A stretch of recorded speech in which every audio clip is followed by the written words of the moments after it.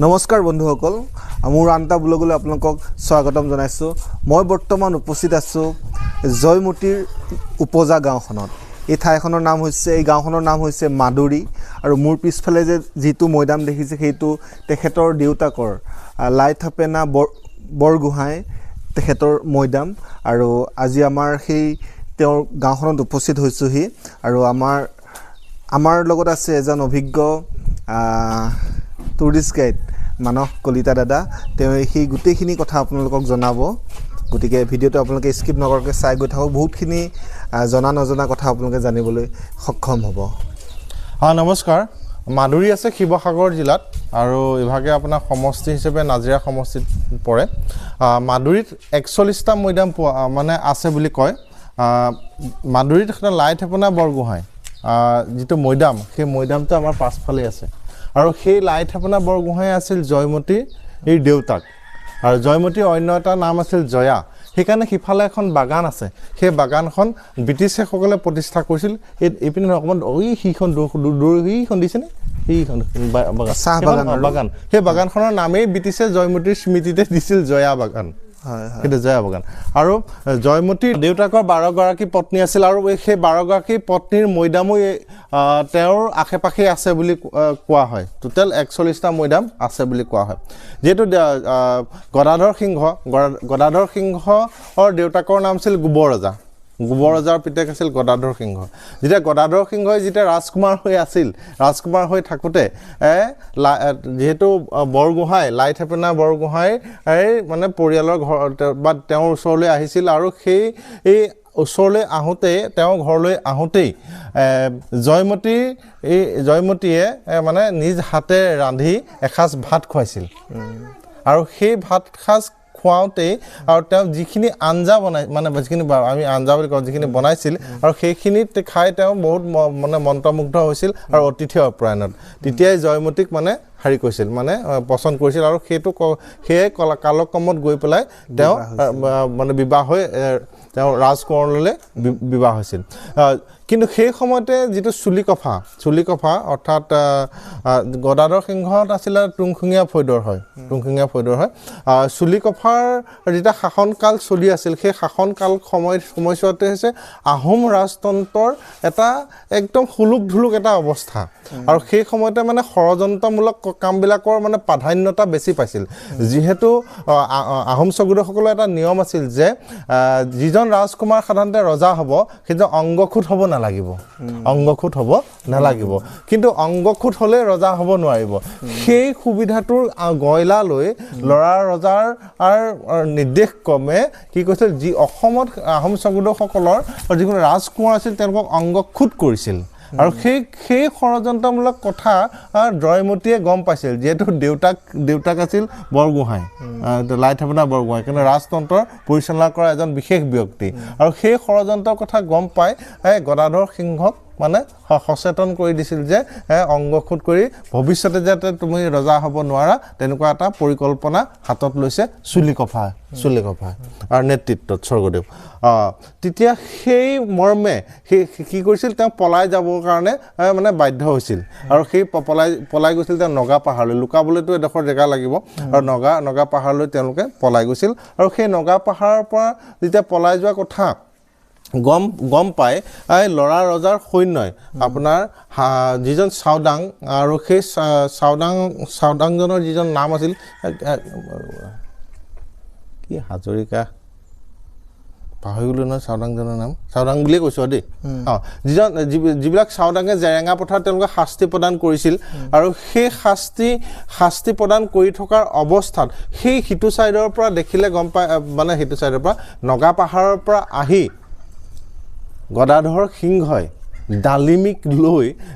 সেই শাস্তি দি থকা সেই অৰ্থাৎ জয়মতীক শাস্তি দি থকা যি চাওদাঙৰ যিটো মানে শাস্তি আৰু প্ৰায় 13 দিন আৰু কিছু কিতাপৰ মতে 18 দিন আৰু সেই শাস্তি প্ৰদানৰ সেই অৱস্থাত আহি তেওঁ নিজ চকুৰে চাইছিলহি আৰু তেতিয়া সেই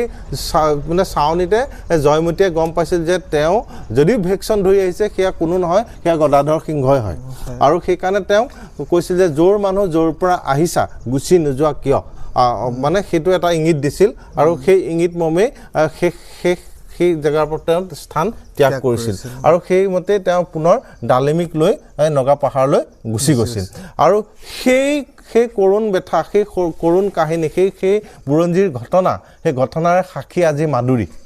সেই ঘটনাৰ সাক্ষী আজি জয়মতীৰ দেউতাকৰ মৈদাম আৰু আপোনাৰ লাইথেপেনা বৰগোহাঁই আৰু সেই তেওঁৰ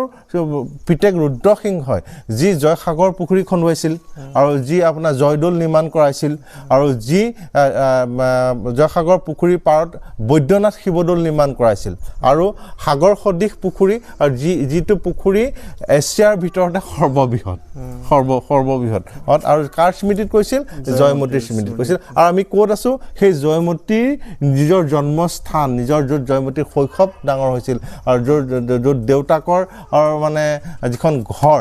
আৰু সেই ঘৰৰ সেই গাঁৱত আমি উপস্থিত হৈ আছোঁ বৰ্তমান আমি উপস্থিত আছোঁ জয়মতী পৰিয়ালৰ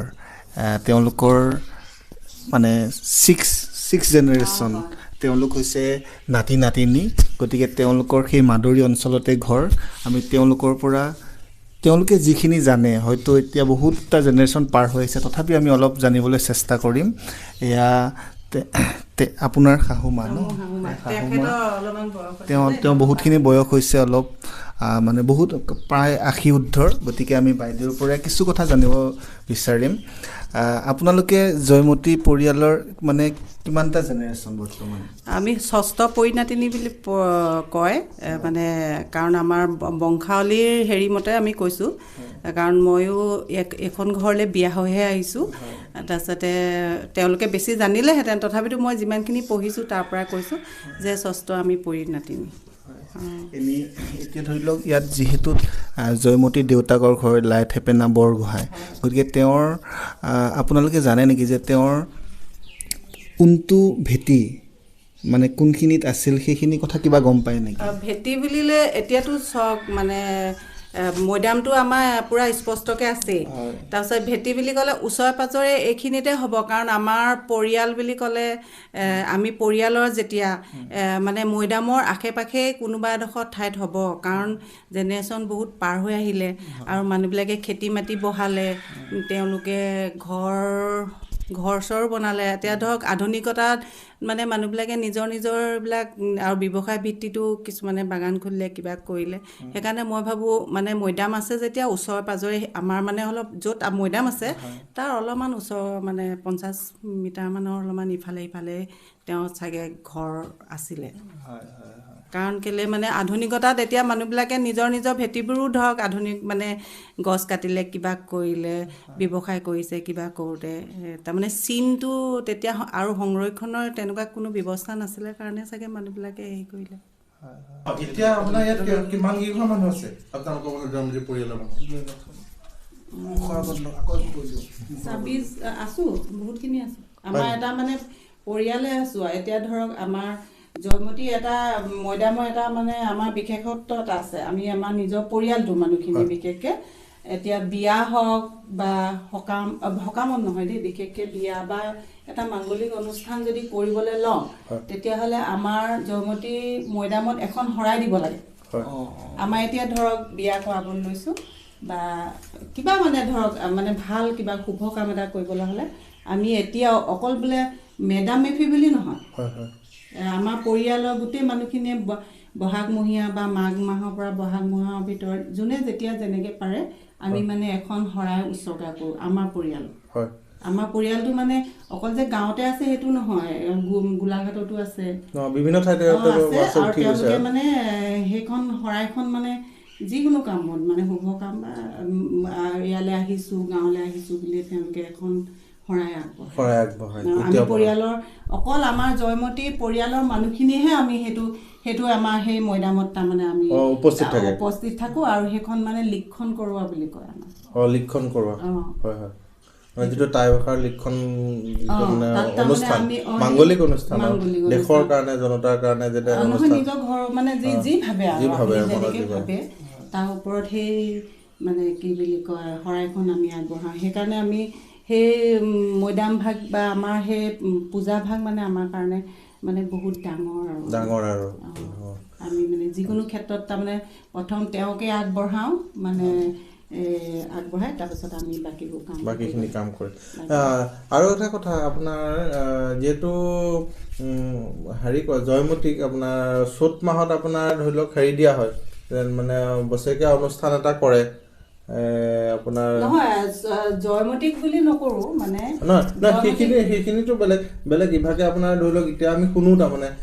জয়মতীৰ পৰিয়ালৰ মানুহে মানে ধৰি লওক আপোনাৰ বছৰেকীয়া আমাকে 14-13 তাৰিখ নে কি তাৰিখে আপোনাৰ মানে হেৰি এটা অনুষ্ঠান এটা পাতে বিজয় সাগৰত মানে সেইটো মানে যায় তেনেকুৱা মানে অনুষ্ঠানত তেনেকুৱা ধৰণৰ আপোনালোকৰ কথা শুনো তাৰমানে কিন্তু সেইটো মই নাজানো দেই কিন্তু আমাৰ পৰিয়ালটো জয়মতীক ধৰ উলিয়াই দিছোঁ এজনী ছোৱালী এখন ঘৰৰ পৰা আমি উলিয়াইহে দিছোঁ তেওঁ আমাৰ ঘৰৰ ছোৱালী আছিলে আমি তেওঁক বিয়া দিছোঁ কিন্তু মানে আমি আমাৰ তেওঁ দেউতাকৰ পৰম্পৰাখিনিয়ে আমি মানে ইয়াত পালন কৰা হয় কথাটো বুজি পাইছে দেউতাক তেওঁ জয়মতীৰ দেউতাক আছিলে তেওঁ লাইথেপেনা সেইকাৰণে আমি তেওঁৰ পৰম্পৰা যিখিনি আমি মানে শিকি আহিছোঁ অতীতৰ পৰা মোক মানে মোৰ শাহু মায়ে কৈছে মোৰ শাহু মাকো আকৌ আমাৰ শাহু মায়ে কৈছে তেনেকে কিন্তু সেই পৰম্পৰাটো আমাৰ পৰিয়ালটোত তাৰমানে এতিয়াও আছে মানে আমি মানে সেইটো ধৰি ৰাখিছোঁ আমি এতিয়া বিহু হওক বা যিকোনো অনুষ্ঠান আমি বহাগমহীয়া কোনোবা মানে পুৰোহিতৰ যোগেদি আমাৰ পৰিয়ালত পুৰোহিত আছে ধৰক তেখেতে আমি শৰাই এখন আগবঢ়াওঁ সেই শৰাইখনত ধৰক মগু লাগে অকল শুদ্ধ মগু লাগে তাৰপাছতে থুৰীয়া তামোল লাগে আৰু জাহাজী কল লাগে চাউল লাগে তাত আমি মৈদামত মানে সেই শৰাইখন আগবঢ়াওঁ আৰু সেই শৰাইখনত আমি আমাৰ পৰিয়ালৰ মানুহে খাওঁ আৰু ওচৰ চুবুৰীয়াকো এনেকৈ আমি মানে বিতৰণ কৰি আহোঁ সেইখন আমাৰ মানে বহুত ডাঙৰ এটা হেৰি হয় আৰু আপুনি অলপ আগতে ক'লে চকৰি ফুটি বুৰঞ্জী কথাটো মানে কি চকৰি ফুটি ফেটি বুৰঞ্জীখন আমাৰ পৰিয়ালত আছে কিন্তু ক'ত আছে মই সেইটো আপোনাক মানে ক'ব নোৱাৰিম কাৰণ মই দেখিছোঁ কাৰণ কি মোৰ মানুহজনৰ মানে অলপমান ইণ্টাৰেষ্ট এটা আছে সেইকাৰণে তেওঁ মানে কি জেৰক্স কৰি আনি পিনে দেখাইছিলে কিন্তু আমাৰ এনেকুৱা পঢ়াৰ মানুহ এতিয়ালৈকে মানে আমি বুজি নাপালোঁ ভাষাখিনি বেলেগ আছে এতিয়া কিমান ডাঙৰ হ'ব আৰু কিমান পিছ মানে তেওঁ কিমানখিনি এতিয়া জেৰক্স কৰিছে মইতো সেইটো ক'ব নোৱাৰোঁ মানে মই দেখাত 24 খিলামান পাত মই এনেই দেখিছিলোঁ এনে অৰিজিনেলখনটো সাঁচি পাততে আছে সাঁচি পাতৰ পৰাই এইটো মানে হেৰি কৰি আনিছে এতিয়া বিচাৰিলে চাগে ওলাব কাৰ ঘৰত আছে কিন্তু আমাৰ ঘৰত তেনেকৈ হয় মানে আপোনাৰ জেৰক্সৰটো মানে যিখিনি কথা লিখা আছে সেই লিখা কথাখিনি মানে প্ৰকৃততে এতিয়া পঢ়োতা মানুহৰ মানে অভাৱৰ কাৰণে আমি মানে নাজানো কি ভাষাত লিখা আছে বা বৰজাৱলী চাগে বৰজাৱলী না তেনেকুৱা তেতিয়াৰ দিনতে লিখা তেতিয়াৰ দিনত মোহন দেউধাই তেওঁলোকেহে লিখিছিলে বুলি কয় আমাৰ মানে বুৰঞ্জীবিলাক তেওঁলোকে লিখি থৈ গৈছে এতিয়া পঢ়া মানুহ থাকিলে মানে সেইখিনি প্ৰকৃত কথাখিনি মই এতিয়া আপোনাক মই দেখাব নোৱাৰিম মানুহজন থকা হ'লে ধৰক দেখুওৱা হ'লে তেওঁ কিবা কথাটো হয় ইয়াৰ উপৰি আমি ধৰি লওক আপুনি মৈদামটো চালোঁ মৈদামৰ আশে পাশেও মানে লাইথেপেনা বৰগোহাঁই মৈদামৰ আশে পাশে বহুত মৈদাম আছে বুলি কৈ থকা হয় 35টা মৈদাম আছে বুলি কয় কোৱা হয় আৰু ওচৰতে যিখন আপোনাৰ হেৰি আছে বাগান আছে ব্ৰিটিছে প্ৰতিষ্ঠা কৰিছিল ডাঙৰ যিখন বাগানখন আৰু জয়মতী মানে জয়া বাগান বুলিয়ে কয় বুলি কোৱা শুনো তাতো তাৰ ভিতৰতো মানে বাগানৰ ভিতৰতো মানে বহুত সৰু ডাঙৰ তেনেকে মৈদাম আছে মানে এতিয়া ধৰি লওক যিমানটা পুৰুষ হ'ল আপোনালোকৰ হয় নে নহয় সেই পুৰুষৰ আগৰ যিখিনি মানুহৰ যিখিনি মৈদামেই দিয়া হৈছিল সেই মৈদামৰ মানে এই এলেকাতে মানে আৰু মৈদাম আছে থাকিবই আৰু ধৰক মানে কি মানুহবিলাকে নাজানে ওচৰত এতিয়া বেলেগ বেলেগ জাতি আছে বাগানবিলাক আছে কিছুমানৰ কেতিয়াবা দৰকাৰ হ'ল মাটি ঘৰ মুচিবৰ কাৰণেও তাপাই খান্দি আনে তেনেকে মানে কিবা কিবি হেৰি নজনা দুখতো মানে আমাৰ কিছুমান মৈদাম বিলুপ্ত হৈ গৈছে তেনেকে মানে যদি চৰকাৰে এইটো মানে বিচাৰে তেতিয়াহ'লে আৰু মানে বস্তু পাব এতিয়া মানে দেখাই দিব পৰা অৱস্থাত কিছুমান জেগা আছে এতিয়াও মানে এতিয়া ধৰক লাইথেপেনা আছে তাত কমলাকান্ত বৰগোহাঁই মৈদাম বুলি কয় কোৱা শুনিছোঁ মানে সেই তাতো আছে ডাঙৰ মৈদাম আমাৰ এনেকে বাৰীৰ কাষে ইফালেও মানে বহুত তেনেকে মৈদাম আছে পুখুৰী আছে বহুত ৰজাদিনীয়া তাৰ ভিতৰত নাম মনত আছে নি বাৰু ৰজাদিনীয়া পুখুৰী জোৱা বাগানত এটা আছে এইটো কি ধোৱা পুখুৰী বুলি কয় সিহঁতি মানে সিহঁতিয়ে লৈ ল'লে সিহঁতৰ ফেক্টৰী ওচৰতে থাকে মানে তেহেঁতৰ মানুহখিনিয়ে ব্যৱহাৰ কৰে সেই সময়তে নামটো সলনি হ'ল তেওঁলোকে কি কি বুলি কি সেইটো মানে তেনেকুৱা ধৰণৰ মানে হোৱা দেখা যায় আৰু আমাৰ ওচৰতে মানে ওচৰে পাজৰে মেচাগৰ পুখুৰীত আছে মেচাগৰ পুখুৰীটো বহুত ডাঙৰ তাৰপৰা আকৌ আমাৰ গাঁৱতো কেইবাটাও তেনেকে ৰজাদিনীয়া বাইদেউ আপোনালোকৰ পৰিয়ালৰ যে এটা নিয়ম আছে বিবাহটো মানে ধৰি লওক আপোনাৰ বৰগোহাঁইৰ মাজত বিবাহ হ'ব নোৱাৰে এইটো এটা আমাৰ বেলেগ কেনেকুৱা কি নাজানো কিন্তু আমাৰ বৰগোহাঁই এটা নিয়ম আছে মানে আমাৰ বৰগোহাঁইৰ লগত কেতিয়াও বিয়া হ'ব নোৱাৰে সন্দিকৈৰ লগত হ'ব নোৱাৰে আৰু পানী ফুকন মোহন এনেকৈ মানে নোৱাৰে মানে এইটো মানে আমি নিজৰ ককাই ভাই বুলি ভাবোঁ আৰু এইটো যদি কেনেবাকৈ বিয়া হৈছে আজিকালি বহুতে নামানি পিনে হয় কিন্তু আমাৰ নিয়ম নহয় আমাৰ মানে কি নিজৰ বংশ মানে বংশালীৰ পৰাই মানে তেওঁলোকক আঁতৰাই ৰখা হয় আৰু যদি কেনেবাকৈ বৰগোহাঁই ছোৱালীও আনে বা ছোৱালী মানে যায়ো বা ল'ৰাই যদি বিয়াও পাতে তেওঁলোকক মানে বংশৰ পৰা বংশচ্যুত কৰি দিয়া হয় আৰু সেই মানুহ ঘৰ মানে বহুত নিয়ম মাজতে উদ্ধাৰ কৰা নিচিনা হয় পৰাপক্ষত আমাৰ ইয়াত সেইটো নহয় মানে যদি কোনোবাই ভুল কৰিছে সেইটো ভুলৰ শাস্তিটো মানে পুৰা এইটো চলি আছে আৰু মানে এইটো হোৱাগে নাই মানে আঁকোৱালি নলয় সেইটো কেতিয়াও মানে সম্ভৱ নহয় মানে বৰগোহাঁই পানী ফুকন আৰু সন্দিকৈ মোহনলৈও নিদিয়ে বুলি মানে সন্দিকৈ এটা ডাললে সন্দিকৈ গাঁওখন আছে কিন্তু তেওঁলোক আমাৰ ককাই ভাই নিচিনা মানে কি সন্দিকৈ এটা থাললে মানে আমাৰ ছোৱালীও নিদিয়ে আৰু আনিবলৈও এতিয়া সন্দিকৈ গাঁৱৰ পৰা ইয়ালৈ আনিব নোৱাৰে মানে এটা ডালৰ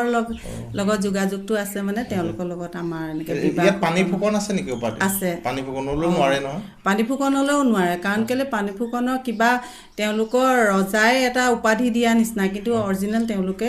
মানে বৰগোহাঁয়ে হয় সেইটো কাৰণে আমাৰ পানী ফুকনলৈ কম আছে মানে মানুহ কম আছে কিন্তু তেওঁলোক অৰিজিনেল বৰগোহাঁই বুলিয়ে কয় মানে ৰজাই কিবা এটা কাৰণত তেওঁলোকক উপাধি মানে কৰ্মসূত্ৰে উপাধি দিছিলে সেইটো কাৰণে সেইকাৰণে আমাৰ বিবাহ কৰাওঁতেও আমাৰ মানে সেইটো খুব চাব লাগিব আমি মানে বৰগোহাঁই ছোৱালীও আনিব নোৱাৰো আৰু ছোৱালীকো বৰগোহাঁই বা এতিয়া যদি বিবাহ কৰিবলৈ হয় বৰগোহাঁইটো আনিবই নোৱাৰে কেতিয়া কাক আনিব বেলেগ জাতি আনিব পাৰিম বেলেগ ধৰণৰ উপাধি আমি মানে আনিব পাৰোঁ বা আমাৰ কোনো হিন্দু বা তেনেকৈ আমি বিবাহ কৰিব পাৰোঁ কিন্তু আমি ধৰক বৰগোহাঁই উপাধি থাকিলে মানে কেতিয়াও বিয়া কৰাব একদম ঘৰ আহি গ'ল আৰু ঘৰ নহয় ককাইক ভনী আমি একে পৰিয়াল মই কৈছোঁ নহয় এইখন আপোনাক বংশালী আমাৰ কিতাপ আছে যেতিয়া আমাৰ অৰিজিনেলটো আছে যেতিয়া আপোনাৰ ছোৱালীজনীকতো কেতিয়াও আপুনি সেইটো কৰিবলৈ দিব নোৱাৰে সেইটো কাৰণে আমাৰ মানে নিজৰ এটা পৰিয়ালৰ ভিতৰত আমি কেতিয়াও মানে বিয়া হ'বলৈ